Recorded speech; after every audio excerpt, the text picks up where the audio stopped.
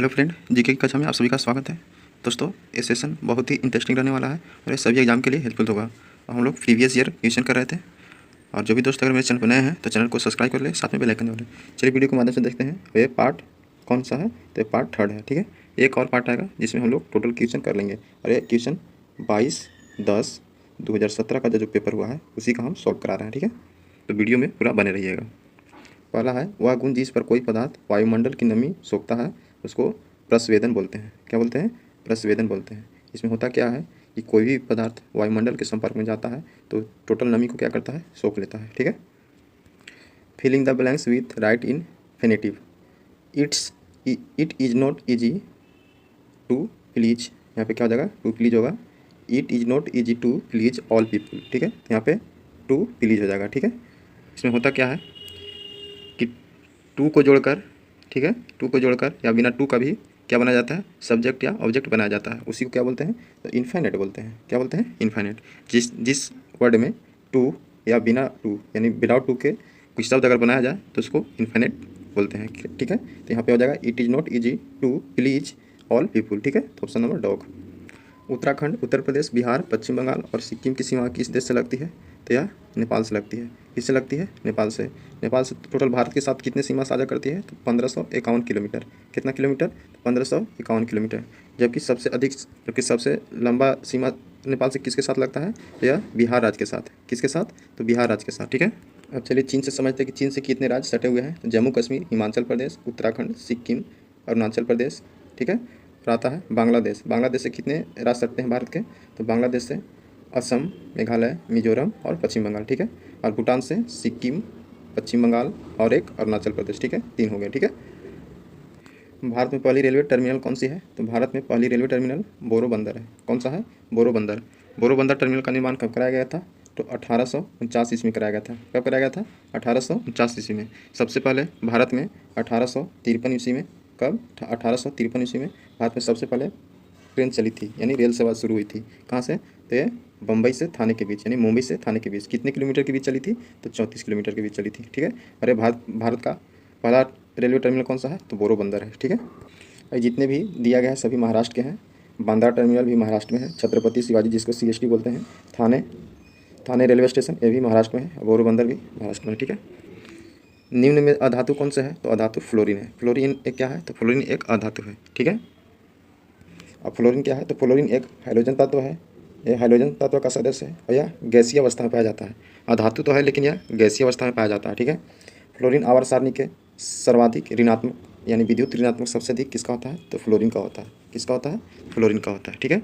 Iron की संकेत क्या होता है? तो Fe होता है। इसकी परमाणु संख्या, आयरन की परमाणु संख्या अगर आपसे पूछ दिया जाए तो कितना होता है? तो 26 होता है।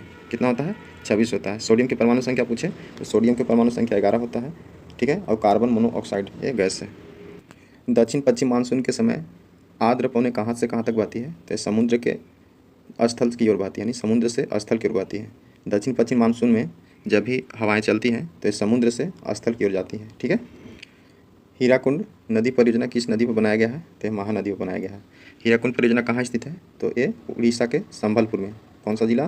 तो संबलपुर में स्थित है, ठीक है। तो उड़ीसा के संबलपुर जिला में कौन सा बांध स्थित है? तो हीराकुंड बांध किस नदी पर है? तो महानदी में स्थित है, ठीक है, यानी महानदी पर। भारत की प्रथम बहुउद्देशीय परियोजना कौन सी है? तो यह दामोदर नदी घाटी परियोजना है। इसकी स्थापना कब किया गया था? तो 1948 ईस्वी में किया गया था, ठीक है। कब किया गया था? 1948 ईस्वी में। दामोदर नदी घाटी के तहत कौन कौन से बांध बनाए गए हैं? तो तिलैया बांध, ठीक है, मैथान, पंचेत, बोकारो, ये सभी जो बांध हैं ये दामोदर नदी पर ही बनाए गए हैं, ठीक है। और कोसी परियोजना बिहार की है। ये कोसी परियोजना कहाँ बनाया गया है? तो यह पश्चिमी चंपारण जो बेतिया है, बेतिया में इसका बांध बनाया गया है, ठीक है। और कहाँ से निकलती है? तो ये नेपाल से निकलने वाली नदी है। और बिहार का शोक कोसी को बोलते हैं क्योंकि यह बाढ़ लाने वाली नदी है। वनों के वितरण को दिखाने वाले मानचित्र को क्या कहते हैं? तो थीमेटिक बोलते हैं। क्या बोलते हैं? थीमेटिक बोलते हैं, ठीक है। यानी वनों के वितरण को दिखाने वाले मानचित्र को क्या बोलते हैं? तो थीमेटिक बोलते हैं। या थीमेटिक जो मानचित्र है उसका प्रयोग किसी खास वस्तु को यानी खास वनों को मेजर करने के लिए यानी दिखाने के लिए इसका प्रयोग किया जाता है, ठीक है। मीथेन यानी CH4 के अणु में केवल एकल आबंध होते हैं, यानी मीथेन जो गैस होते हैं उसमें एकल आबंध होते हैं। इसका फार्मूला CH4 होता है। तो कार्बन को यहाँ रखिए, इसका बैलेंस हम कर देते हैं। इसका स्ट्रक्चर जो बनेगा ये स्ट्रक्चर हो गया। इसके बीच में देखिए सिंगल सिंगल बॉन्ड है, ठीक है। तो यह क्या होगा, तो एकल बॉन्ड होगा। तो मीथेन के अणु में केवल एकल बंध होते हैं। कैसा बंध होते हैं, एकल बॉन्ड, यानी सिंगल बॉन्ड बोल देंगे, ठीक है। मीथेन को और क्या बोलते हैं, तो मीथेन को मार्स गैस के रूप में जाना जाता है। यह सीएनजी का प्रमुख घटक है, ठीक है। इसका अगर आपसे पूछ दिया जाए कि बंधन के बीच कोण कितना होता है, मीथेन के बंधन कोण का बीच कितना होता है, तो 109 डिग्री 28 मिनट होता है। कितना होता है, 109 डिग्री 28 मिनट का कोण होता है। किसके, तो मीथेन के बीच। एक तत्व की द्रव्यमान संख्या 32 है तथा परमाणु संख्या 16 है, तो इसके परमाणु में न्यूट्रॉनों की संख्या क्या होगा, तो न्यूट्रॉनों की संख्या 16 होगा, ठीक है। अब चलिए इसका फॉर्मूला आपको बताते हैं। न्यूट्रॉन की संख्या बराबर क्या होता है, तो न्यूट्रॉन की संख्या बराबर होता है द्रव्यमान संख्या माइनस परमाणु संख्या। परमाणु संख्या दिया गया है, द्रव्यमान संख्या मालूम है, जिसमें न्यूट्रॉन की संख्या निकालना है, तो आप यहाँ से निकाल दीजिए 32 माइनस 16, तो इसका आंसर 16 हो जाएगा, ठीक है। एक ट्रेन 54 किलोमीटर प्रति घंटा की समान गति से आगे बढ़ रही है। मीटर प्रति सेकंड में इसकी गति क्या होगी, तो 15 मीटर प्रति सेकंड होगी। कितना होगी, 15 मीटर प्रति सेकंड। चलिए सॉल्व करके बताते हैं। क्या है, 54 किलोमीटर है, इसको आप किस में कन्वर्ट कीजिएगा, तो इसको आप मीटर प्रति सेकंड में बदल दीजिए। घंटा को मीटर प्रति सेकंड में बदलने के 5/18 से करते हैं। 18 तिहाई 54, 5 तिहाई 15, ठीक है। यही अगर मीटर प्रति सेकंड से अगर किलोमीटर में जाना था तो 18/5 से करते हैं, ठीक है। ऐसे याद रखिए, बड़का है तो बड़के के साथ, छोटका है तो छोटके के साथ। यानी अगर मीटर प्रति सेकंड में कन्वर्ट करना हो तो 5/18 से, अगर मीटर प्रति सेकंड को किलोमीटर में कन्वर्ट करना हो तो किलोमीटर बड़ा होता है तो 18/5 से करेंगे। लार्वा का कुछ उग्र परिवर्तनों द्वारा वयस्क में बदलने की प्रक्रिया क्या कहलाती है, तो क्यांतरण कहलाती है। क्या कहलाती है, तो क्यांतरण कहलाती है। एक चतुर्भुज के दो कोनों के माप 110 और 100 है, ठीक है। तो बाकी दो कोण बराबर हैं, प्रत्येक बाकी दो कोनों का माप क्या होगा, तो इसका हो जाएगा 75 डिग्री। कितना हो जाएगा, 75 डिग्री। चलिए सॉल्व करके बताते हैं। हम जानते हैं कि चतुर्भुज के चारों कोनों का योग कितना होता है, चतुर्भुज में कितने होते हैं कोण होते हैं, तो 4 कोण होते हैं। तो इसका टोटल डिग्री कितना होता है, 360 होते हैं। 360 में कितने मालूम है, 110 और 100, 210 मालूम है। शेष बचा कितना, तो 210 में से शेष कितना बचा, तो 150, यानी 150 डिग्री बचा है। पूछा है दो कोण बराबर हैं, तो दो कोण पूछा है, 150 आया था। हम क्या पढ़ते हैं, angle A plus angle B plus angle C plus angle D, ये ना पढ़ते हैं। तो दो कोण बचा तो 2 एंगल लिखेंगे, या दोनों को इक्वल मान लीजिए, बराबर है तो ए या डी या सी, दोनों में से दोनों को ए मान लीजिए, क्योंकि दोनों बराबर बोला है तो हम इसको सी मान लेते हैं, बराबर 150। तो सी बराबर कितना हो जाएगा, तो 75 डिग्री। एंगल सी बराबर 75 डिग्री, जबकि एंगल डी बराबर भी 75 डिग्री, क्योंकि दोनों कोण बराबर बोला है। तो इसका ऑप्शन नंबर करेक्ट हो जाएगा 75 डिग्री, ठीक है। कौन सी दो नदियाँ अरब सागर में गिरती हैं, तो यह नर्मदा और ताप्ती। नर्मदा और ताप्ती दो ऐसी नदियाँ हैं जो कहाँ गिरती है, तो अरब सागर में गिरती है। और ये ऐसी दो नदियाँ हैं जो कि ज्वार नदी यानी एस्चुरी का निर्माण करती है, ठीक है। चलिए और कुछ नर्मदा नदी में यदि अरब सागर में गिरने वाली नदियों के बारे में हम लोग जिक्र करते हैं। जैसे नर्मदा ताप्ती हो गया, एक होता है माही नदी भी कहाँ गिरती है, तो माही भी अरब सागर में गिरती है। लूनी, घघरा नदी, ये सभी क्या हैं, तो यह अरब सागर में गिरती है। चलिए कुछ नर्मदा नदी के बारे में जान लेते हैं। नर्मदा नदी जो है कहाँ से निकलती है, तो मैकाल पर्वत की अमरकंटक चोटी, यानी अमरकंटक की चोटी कहाँ पड़ती है, तो मध्य प्रदेश में, वहीं से निकलती है, ठीक है। नर्मदा नदी जो है अरब सागर में गिरने वाली सबसे लंबी नदी है। कौन सी नदी है, तो सबसे लंबी नदी है। लंबी तो है ही, लेकिन भारत की सबसे, यानी अरब सागर में गिरने वाली भारत की सबसे बड़ी नदी भी कौन सी है, तो यह नर्मदा ही है, ठीक है। नर्मदा नदी के उत्तर में विंध्याचल पर्वत है तथा दक्षिण में सतपुड़ा पर्वत के बीच कौन सी घाटी स्थित है, तो भ्रंश घाटी। भ्रंश घाटी किसके बीच स्थित है, तो नर्मदा के उत्तर में विंध्याचल है और दक्षिण में पूछे तो सतपुड़ा है, तो इसी के बीच में कौन सी घाटी स्थित है, तो भ्रंश, ठीक है। और गंगा यमुना जो है ये बंगाल की खाड़ी में गिरने वाली नदी है, ठीक है। जैसे यमुना आके गंगा की सहायक नदी यमुना है, जो कि बाद में आके गंगा पद्मा के नाम से बांग्लादेश में गिरती है। एग्रो एस्ट्रोलॉजी किसके अध्ययन से संबंधित है, तो एग्रो एस्ट्रोलॉजी घास से संबंधित है। एग्रो मैंने क्या होता है, तो घास होता है। एग्रो मैंने क्या होता है, तो घास, ऐसे याद रखिएगा। एग्रो मैंने क्या होता है, तो घास। तो एग्रो एस्ट्रोलॉजी किससे संबंधित है, तो घास से संबंधित है, यानी घास का अध्ययन किया जाता है। चलिए कुछ और संबंधित अध्ययन से संबंधित हम कुछ बताते हैं। हिसाब से पूछा जाए एंथोलॉजी, क्या पूछा जाएगा, एंथोलॉजी किससे संबंधित है, तो एंथोलॉजी में पुष्पों का अध्ययन किया जाता है। एनाटॉमी में किसका अध्ययन किया जाता है, आंतरिक संरचना का अध्ययन किया जाता है। पोमोलॉजी फलों का अध्ययन होता है। स्पर्मोलॉजी बीजों का अध्ययन हो जाता है, ठीक है। गतिज ऊर्जा का एक उदाहरण है, तो चलती हुई कार, विद्युत क्षेत्र में एक चार्ज कण और खिंचाव मुक्त रबर बैंड, यानी जो खिंचाव मुक्त नहीं है उसको गति बोलेंगे, यानी गतिज ऊर्जा कौन कौन से हैं, तो खिंचाव मुक्त रबर, विद्युत क्षेत्र में एक चार्ज कण और चलती हुई कार, ये सभी गतिज ऊर्जा के उदाहरण है। तो ऑप्शन नंबर इसका डॉग हो जाएगा। कौन सा होगा, तो ऑप्शन नंबर डॉग। ये सभी चलती हुई कार, विद्युत क्षेत्र में एक चार्ज कण और खिंचाव मुक्त रबर बैंड, ये सभी गतिज ऊर्जा का उदाहरण है। ईस्ट के द्वारा शर्करा का एल्कोहल में बदलना क्या कहलाता है, तो किण्वन कहलाता है। क्या कहलाता है, किण्वन। किण्वन एक जैव रासायनिक क्रिया है। कैसी है, तो यह जैव रासायनिक क्रिया है। इसमें होता क्या है कि जटिल कार्बन यौगिक जो होता है सूक्ष्म जीवों की सहायता से सरल कार्बनिक यौगिक में विघटित हो जाता है। यानी सूक्ष्म जीवों की सहायता से यह जटिल कार्बनिक यौगिक जो है सूक्ष्म यानी सरल कार्बनिक यौगिक में विघटित हो जाता है। ठीक है। किण्वन में ऑक्सीजन की आवश्यकता नहीं पड़ती है। किसका आवश्यकता नहीं पड़ती है? तो ऑक्सीजन की आवश्यकता नहीं पड़ती। किण्वन से किसका निर्माण होता है? तो अल्कोहल और शराब का निर्माण किया जाता है। जैसे दही, सिरका, अन्य रासायनिक पदार्थ जो है ये किण्वन के द्वारा ही तैयार किए जाते हैं। तो मेनली रूप से अगर आपसे पूछा जाए तो अल्कोहल और शराब जो है किण्वन के द्वारा ही तैयार किया जाता है। इनमें से कौन सी एक मौलिक इकाई नहीं है? तो क्यूबिक मीटर। क्यूबिक मीटर एक मौलिक इकाई नहीं है। और क्यूबिक मीटर जो है एक व्युत्पन्न मात्रक है, यानी ड्राइव यूनिट है, फंडामेंटल यूनिट नहीं है, ये ड्राइव यूनिट है। ठीक है। बाकी केजी, किलोग्राम, मीटर, केल्विन ये सभी फंडामेंटल यूनिट है, यानी यह मौलिक इकाई है। जबकि क्यूबिक मीटर ये मौलिक इकाई नहीं है, यह व्युत्पन्न मात्रक है। कौन सा है? तो व्युत्पन्न मात्रक। कौन सा बायोम ऊर्जा का उदाहरण नहीं है?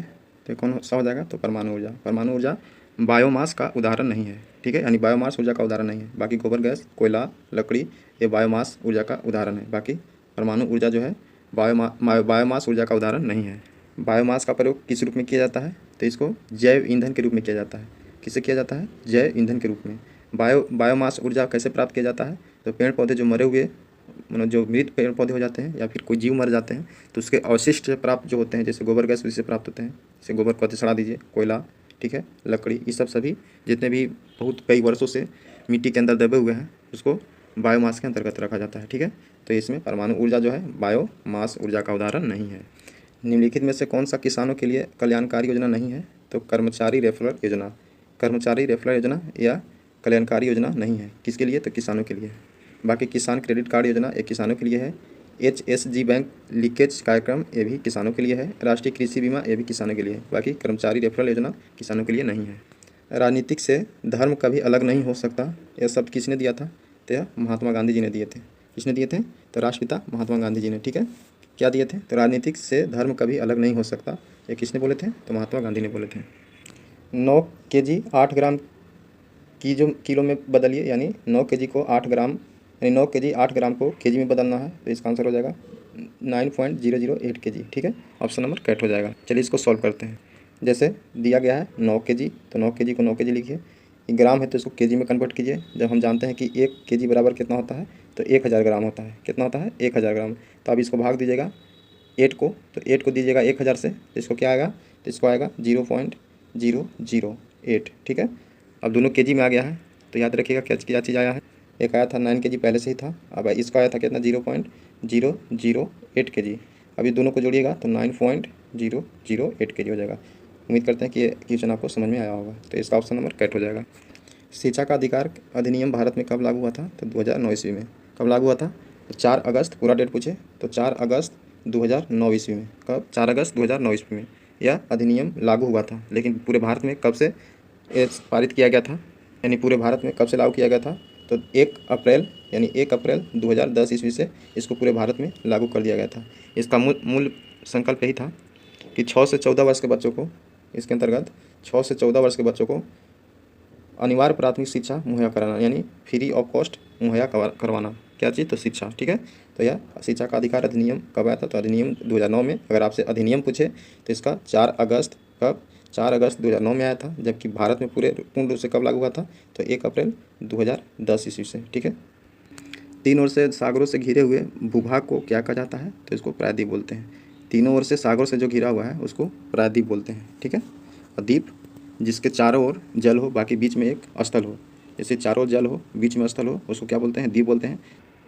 तो तीनों ओर से अगर जल से घिरा हो और एक तरफ भूभाग हो उसको क्या बोलते हैं? तो प्रायद्वीप बोलते हैं। जबकि द्वीप उसको बोलते हैं कि बीच में यानी स्पेस हो या स्थल हो, बाकी चारों ओर से जल हो, उसको क्या बोलते हैं? द्वीप बोलते हैं। भरपेट किस समास का उदाहरण है? तो भरपेट अव्ययभावी समास का उदाहरण है। कौन सा है? तो अव्ययभावी समास का उदाहरण है। भरपेट क्या है? तो अव्ययभावी समास है। ठीक है दोस्तों, उम्मीद करते हैं कि ये सेशन आपको अच्छा लगा होगा। अगर सेशन अच्छा लगे ज़्यादा से ज़्यादा लाइक कर दीजिएगा, दोस्तों के पास शेयर कर दीजिएगा। हाँ दोस्तों, ये मेरे वीडियो में एक क्वेश्चन आपको छोड़ के जा रहे हैं, आप इस क्वेश्चन को जरूर बताइएगा। क्वेश्चन है कि अमरबेल किसका उदाहरण है? आप कमेंट में इसका आंसर जरूर बताइएगा। फिर से आपको क्वेश्चन करते हैं, अमरबेल किसका उदाहरण है? आप कमेंट में इसका आंसर दीजिएगा। ठीक है दोस्तों, मिलते हैं नेक्स्ट वीडियो में। बहुत बहुत धन्यवाद।